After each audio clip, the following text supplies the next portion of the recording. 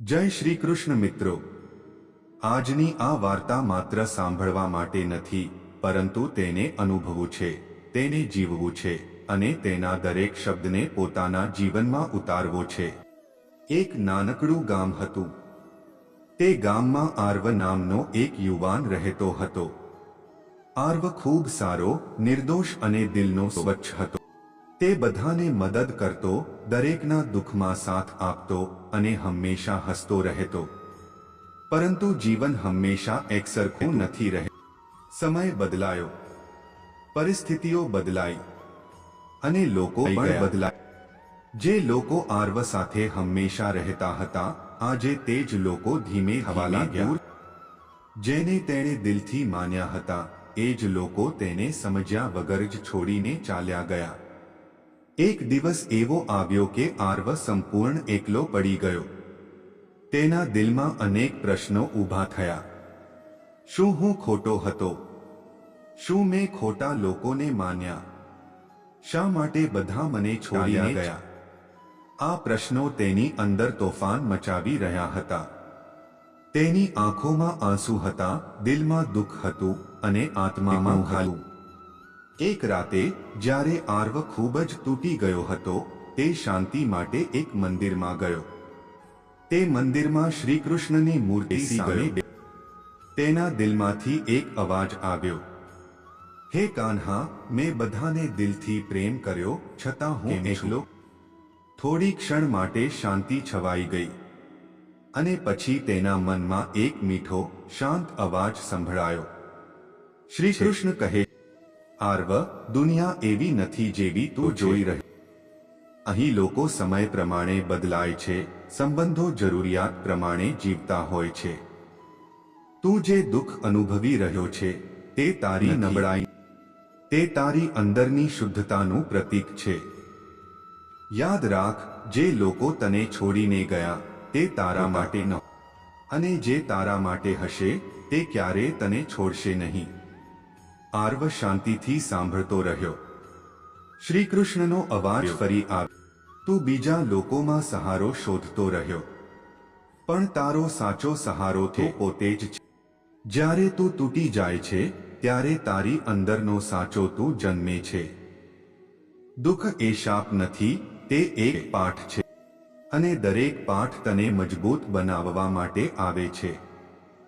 આર્વની આંખોમાંથી આંસુ વહી રહ્યા હતા, પણ આ વખતે એ આંસુ દુઃખના નહોતા, સમજણના હતા.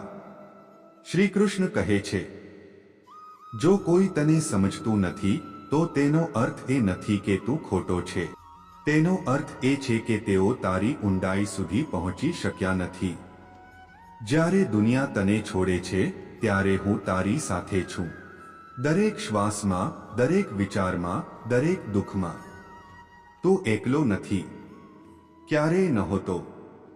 આર્વ ધીમે ધીમે બદલાવા લાગ્યો. તે હવે લોકો પાસેથી અપેક્ષા રાખતો ન હતો. તે હવે પોતાની અંદર જ શક્તિ શોધવા લાગ્યો. તેને સમજાયું, જીવનમાં સૌથી મોટું સત્ય શું છે? કે સહારો બહાર નહીં, અંદર હોય છે. સમય પસાર થયો. આર્વ હવે પહેલાથી ઘણો મજબૂત બની ગયો હતો. હવે લોકો ફરી તેની પાસે આવવા લાગ્યા. પણ આ વખતે આર્વ બદલાઈ ગયો હતો. તે હવે લોકો સાથે જોડાતો હતો, પણ પોતાને ગુમાવતો નહોતો. તે હવે પ્રેમ કરતો હતો, પણ પોતાની કિંમત જાણતો હતો. શ્રીકૃષ્ણ કહે છે, સાચો માણસ તે નથી જે ક્યારેય તૂટતો નથી.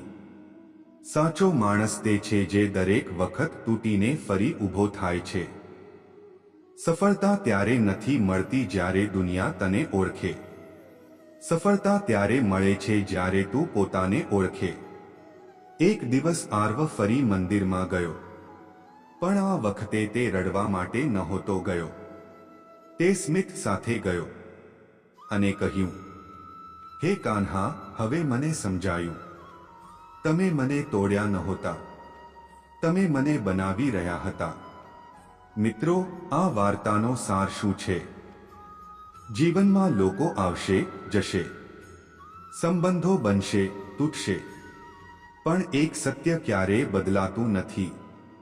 તમારું સૌથી મોટું શક્તિ તમે પોતે છો. જ્યારે કોઈ સાથ ન આપે ત્યારે ભગવાન હંમેશા સાથે હોય છે. દુઃખ તમને તોડવા માટે નથી આવતું, તમને મજબૂત બનાવવા માટે આવે છે.